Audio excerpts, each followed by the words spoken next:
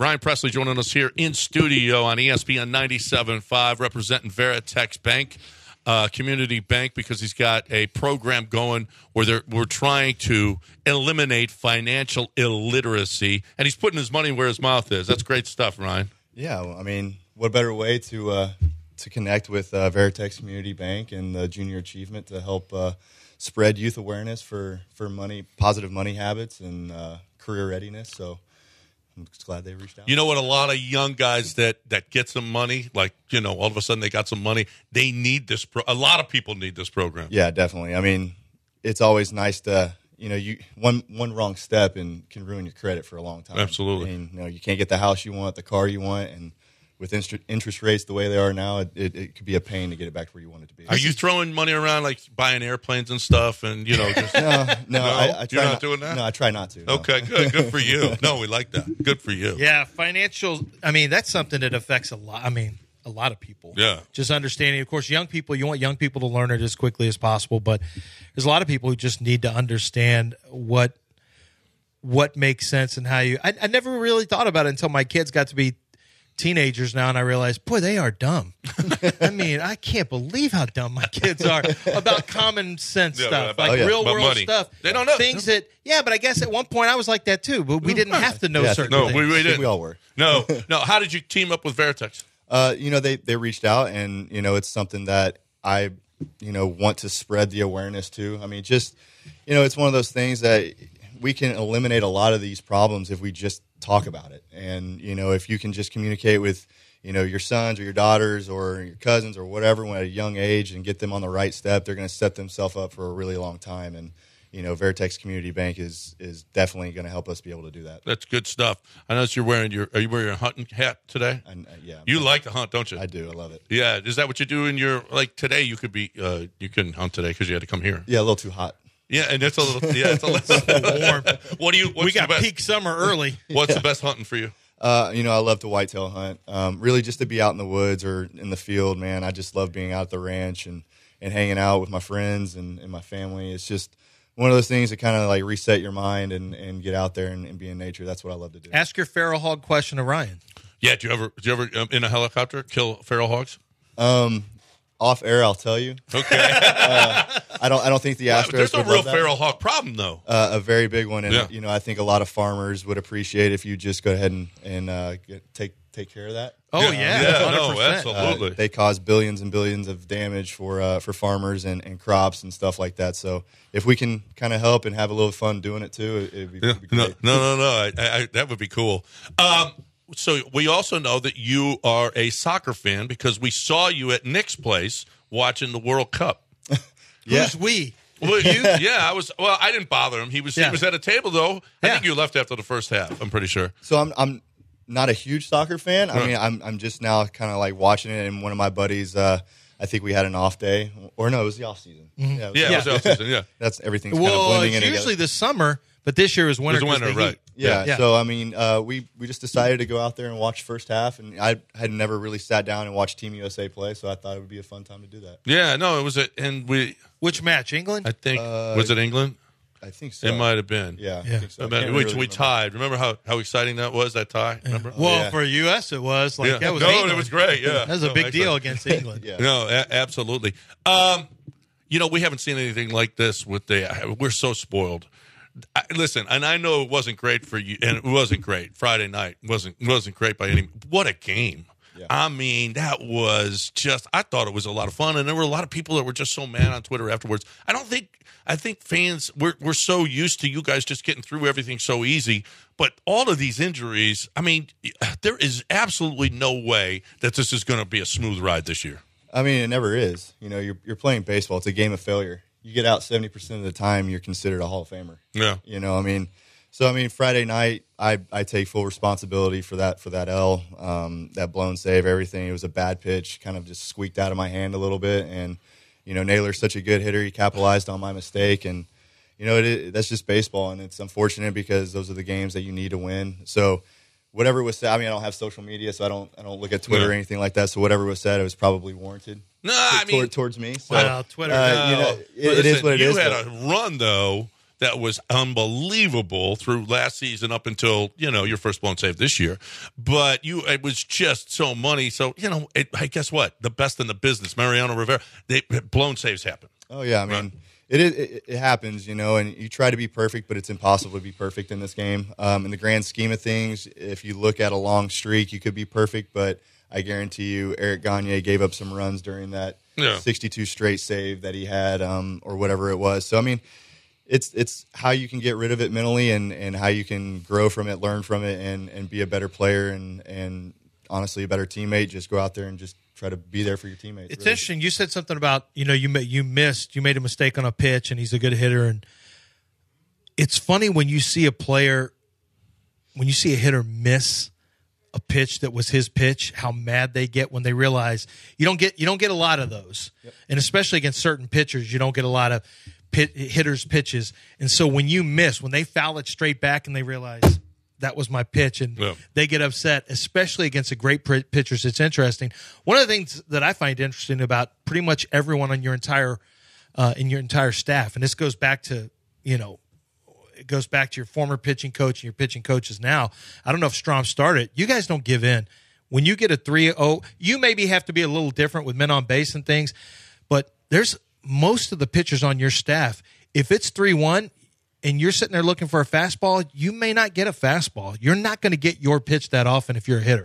No, I mean, being in the big leagues is the reason why you're able to throw your off speed for strikes and locate your pitches whenever you want to. If you can't do that, you're not going to have success in the big league. So that's always kind of funny whenever you hear the younger guys like Gray and Corey Jolks that come up and they're rookies and they're like, dude, it's 3-0 and he threw a 12-6 curveball that just absolutely, it's an 84-mile-an-hour curveball that I had no chance on, and he threw it for a strike. And it's like, Maton threw one to Bichette the other day, Yep. a 3-0 slider, and I'm like perfectly placed, and Bichette was way out ahead of it, and he had the green light on, and I was like, man, that is ballsy to throw that 3-0. You got 2 on, or it's 3-1, 3-0.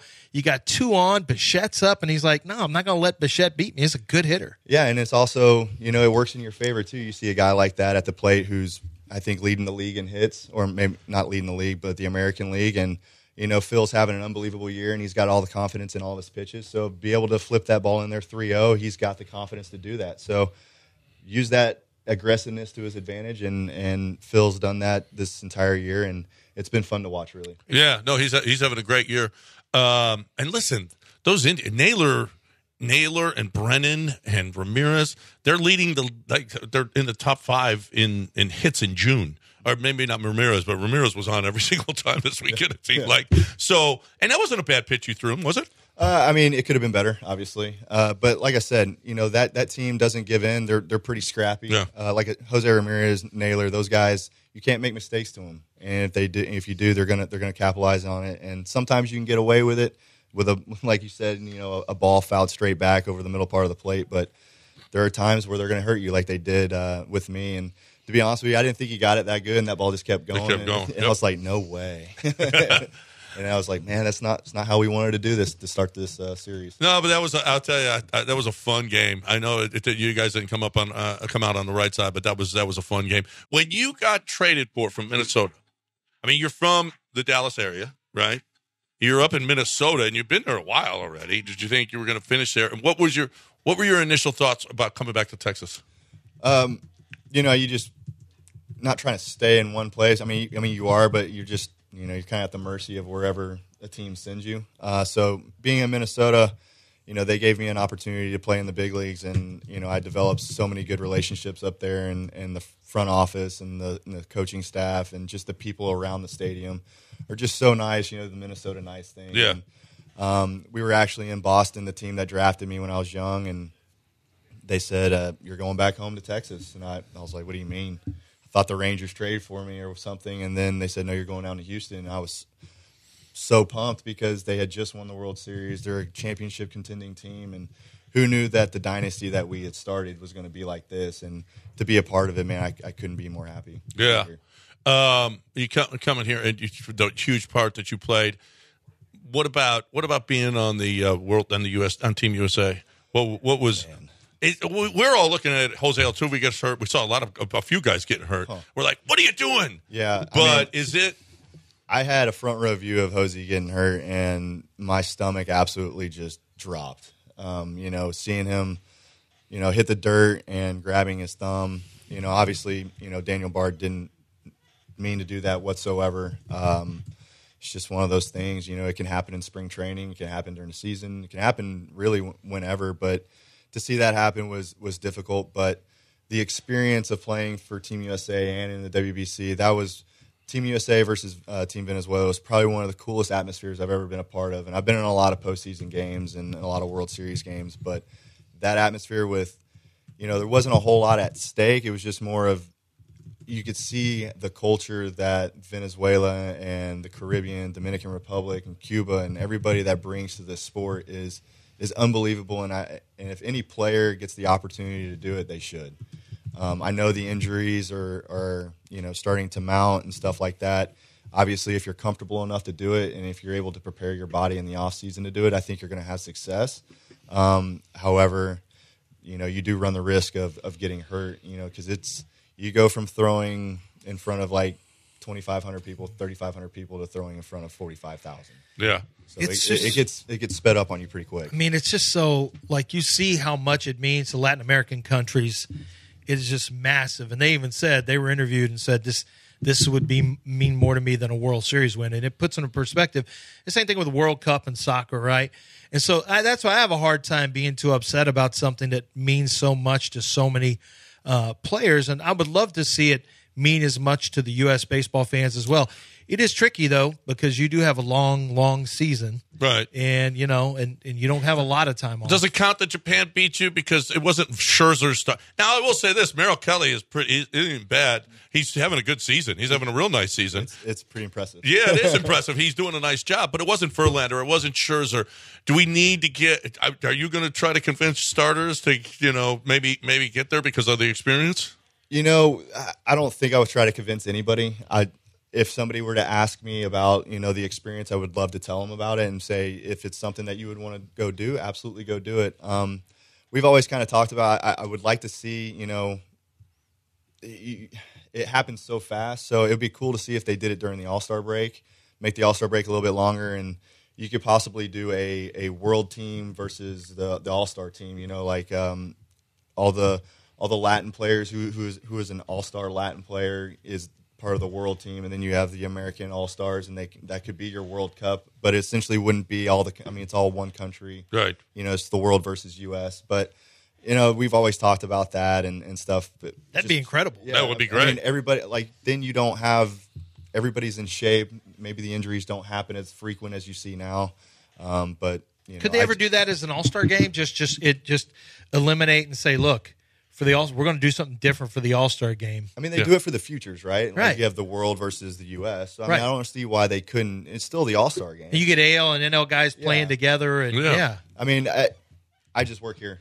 So it's just something that we talk about in the bullpen. Well, baseball has been more aggressive at some of the changes. Baseball is famously slow for adapting and adjusting. And now it's very aggressive the last 3 years. You know that from starting with guys on second base now. Bases are bigger. Pitch clock. Has pitch clock been an issue for you? Do you like it? Do you not like it? So I'm going to choose my words carefully here. I like it, but I don't like it. I like it. Yeah, it speeds the game up. It kills a lot of dead time, but I also think this is why you're seeing a lot of injuries too.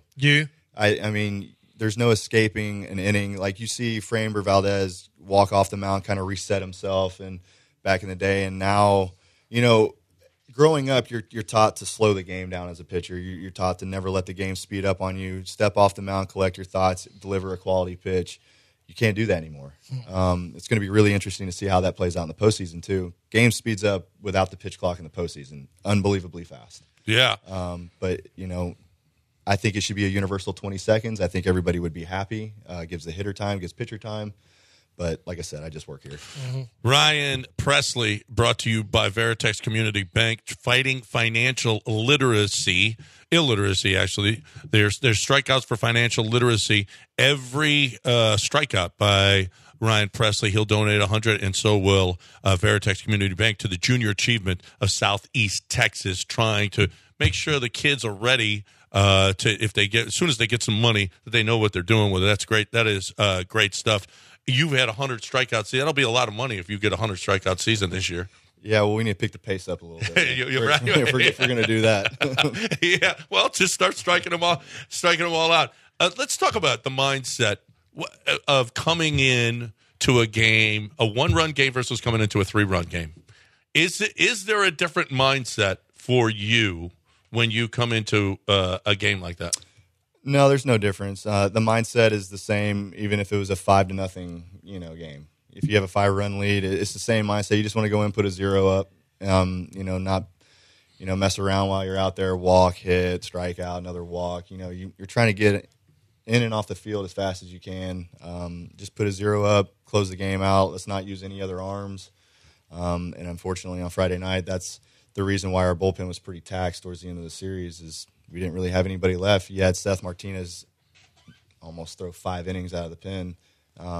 So if I just go out there, put up a 0, we have a fresh bullpen, and it's one of those things. You just want to go out and put a 0 up. Yeah, no, stuff happens. But like with a starter, if he's got a 6-run lead, they start, throw strikes. Don't walk anybody, whatever. Mm-hmm. If you've got a 3-run lead, you don't think, hey, I want to throw strikes here, and let him hit it, and let's see it and let's catch it. Well, you're just trying to attack. You're just trying to put the hitter in defensive mode, swing mode. You just want to get 0-1, 0-2 as fast as you possibly can, and have him make some pretty poor quality swings, and success will be in your favor. So, you just want to go out there and make quality pitches. Yeah. Okay? Are you comfortable with throwing anything at any time? Anything. Let's talk about the catcher and you guys and how you work together with if Yiner is back there or Maldonado is back there, Machete's back there. Is there a difference for you? No, they're both extremely hardworking guys. Maldi is definitely mentoring Diaz and Salazar. And that I think that's probably one of the best guys that you could be mentored by. What's so great about Maldonado? Yeah, what is it? Oh man, where do I start? Yeah. For instance, we'll be on the plane, and like I said, I think I've said this in a couple interviews before, but he's been that guy that literally the entire plane is dark, but you see one light on, and he's got a computer right here to his right. So we got a whole 3 seats right in the row, and the tray tables. He's got every single tray table down. He's got a computer on one side. He's got another laptop on this side. And he's got his notes right in front of you, and he's looking at your OPS. He's looking at what you do in this situation. In that situation, are you more aggressive with guys on second? And not just that, but he can read your swing when he's behind the plate. So we can have this entire scouting report, but then you get on the mound and he can change it like that in a snap of the fingers. And it's just give us an example of when that's happened. Can you think of one? Well, for instance, we were last game. We found, I'm not going to say it on air, but we found something with a certain player that we faced, and after we just it was going on during the game. Okay. And Maldi saw it. He saw some feet being moved in the box and some hitters kind of being a little bit more aggressive. So we were like, you know what, we're going to switch it up a little bit. We're going to do this now. And there's just certain things that he can see that we can't. And the game evolves throughout, or the game is going to change throughout the game, right? So, I mean, like, you see one guy trying to hit the ball the other way, well, then all of a sudden he's going to try to pull it. Well, it's okay. We're going to switch it up right here. We're going to switch it up in this situation. So there's so many things that he can see behind the plate that I can't see 410 feet away. Mm-hmm. So, I mean, he's just unbelievable behind the plate. Because we know Dusty loves him, and that's always the position. We can look at batting stuff and his OPS and this, that, and the other. But when it comes to catchers, it's still kind of that great unknown where people can talk about pitch framing. How does he call the game? But really, it's the secret stuff that you just told us. Like, that's the real secret sauce of what makes a catcher so beloved by a manager and a pitching staff. How a guy, it doesn't matter what he's hitting, the team still wants him there. The hitting is way secondary to the other stuff he brings. I mean, pitching wins championships. Right. It's hard to win when you don't score. So, I mean, you go out there and you put up quality starts and you have a lockdown bullpen, you're going to have success in this league. And Maldi's a big, big part of that. And a lot of people, get on him for the hitting and all that stuff. But he's that guy that's like, I just want to help in any way possible. And he does. And it's unbelievable to have him back there because you have the confidence because he's put in the work to make that call of, okay, we want to go fastball away. Hey, we want to go change up here. when a guy is known for hitting changeups, he's like, but he has the confidence in calling that because he has done the reports. That is rare. Well, I mean, I can see why Verlander's already campaigning for him to come to the Mets right now. Yeah, we're going to try to stop that. Yeah, yeah, but people do talk. That is so. Now, do you guys meet, the bullpen meet with him before or is that before the series? You guys break down everything, but do you meet on a daily basis with him as well? Yeah, I mean, he'll come up to you if you want to talk about some stuff, or you can approach him. We usually go over the scouting reports with the Bill Murphy and Josh Miller, our pitching coach. So we'll go over that with them, and then when we come into the game or stuff, we'll kind of go over a little bit more. And when I'm warming up, Murphy kind of gives me a scouting report of what to expect, and then whatever the little earpiece in my ear says, that's what we'll go with, unless I have the confidence or the grip of something that I really want to throw. Yeah. What's the difference between Strami and the law firm of Murphy and Miller?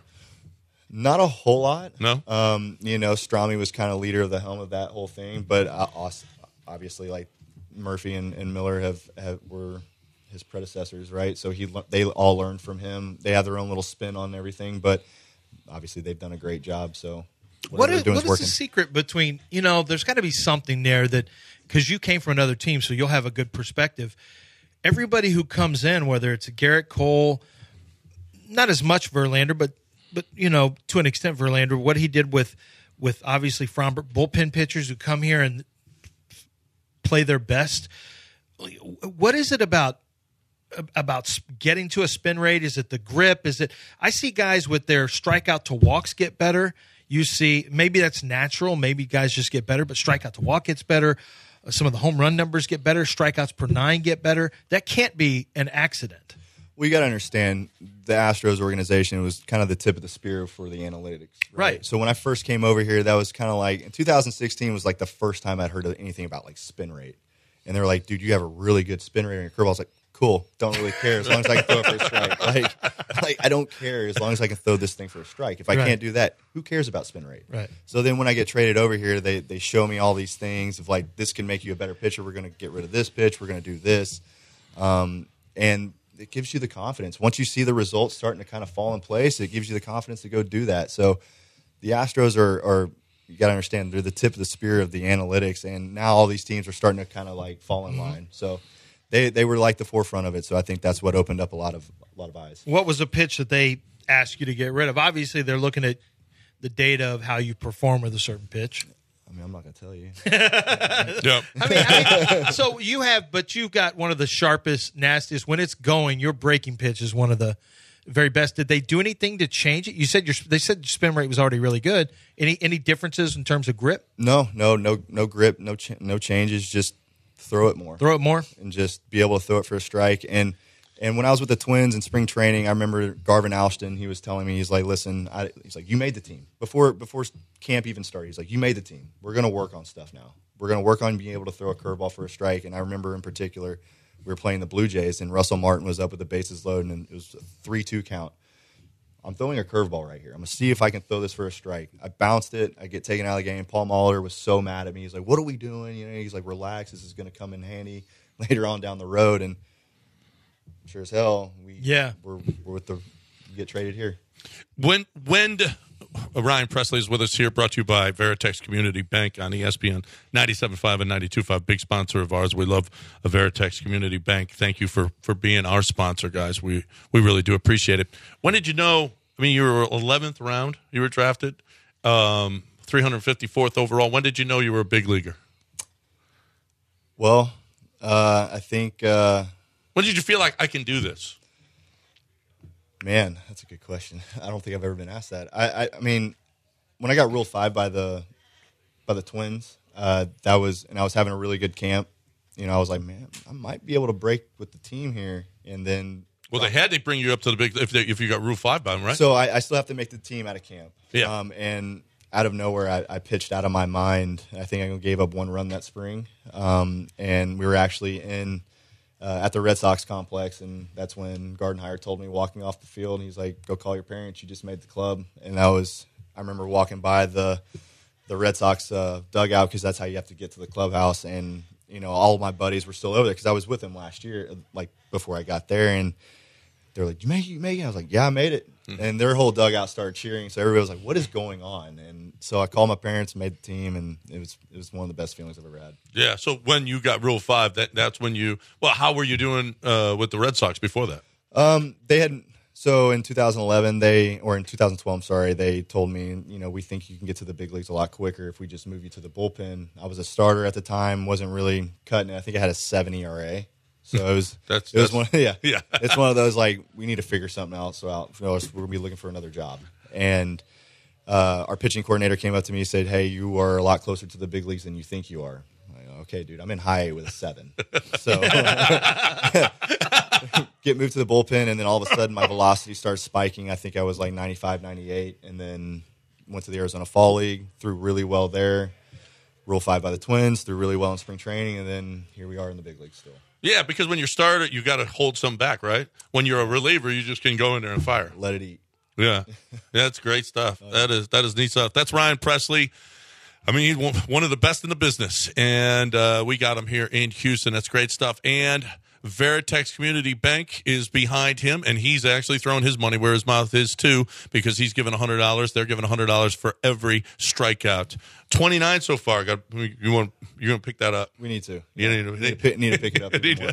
need to pick that up for the kids because it's going to Junior Achievement. It'd help a really long extra inning game where you got to go 3 innings. Let's not do that. let's not do that. No, we don't want no part of that. If he brings you in the 8th, do you like with 2 outs in the 8th, or if he brings you in the 8th, do you like that? Doesn't matter as long as we get a win. That's it? It really does not matter to me. Obviously, like, everybody loves pitching in that big moment, but if we can put a win on the board, that's all I care about. You don't seem to – when you have the moments where people score runs on you, but you still get the save and all, you don't seem to be shaken. I've noticed that after a game, when they get you may shake your head like, we're out of this or whatever in those moments, but it doesn't seem to stick. Like, that kind of stuff doesn't stick with you, which kind of lends itself to what you just said. As long as we get the win. Yeah. If you're not hyper-focusing on yourself all the time and it's team success, maybe it's easier to keep yourself from getting in a negative headspace. Yeah, we won. You give up a run and you're all bent out of shape and upset. I think you're just kind of being a selfish player at that point. Who cares about your personal stats? As long as you get a win and we get back to the postseason and put another World Series on the board, I don't care that I gave up a run. We got the win. We have so many questions. I mean, we got to break it now, but who's the funniest Astro? Oh, my God. The funniest Astro? That you've ever been associated with. Maybe they're not on the team anymore. Oh, man. Hosey's pretty funny. Altuve. Maldy's pretty funny. I didn't realize how much trash talk Maldy does behind the plate. Does he really? After the game in Toronto, George Springer was out there talking with Mike Brantley, and they were talking about it. And I was like, "Wait, he really does?" And he's like, "Oh." And then sure, Maldy comes walking out, and he's already talking trash to George. So Maldy's pretty good. I didn't give it back to him about his hitting, though. Yeah. I'm sure. Hey, we appreciate you being here. We got to break it. We got to cut it off. Paul Gallant is next right here on ESPN 97.5 and 92.5. Veritex Community Bank. Thank you so much for sponsoring our studio, and thank you for sponsoring Ryan Presley. All going to Junior Achievement of Southeast Texas. $100 for every strikeout for Ryan Presley this season. Man, continued success. You've been great, and we really appreciate it. Let's go get another title. Yeah, thank you for having me.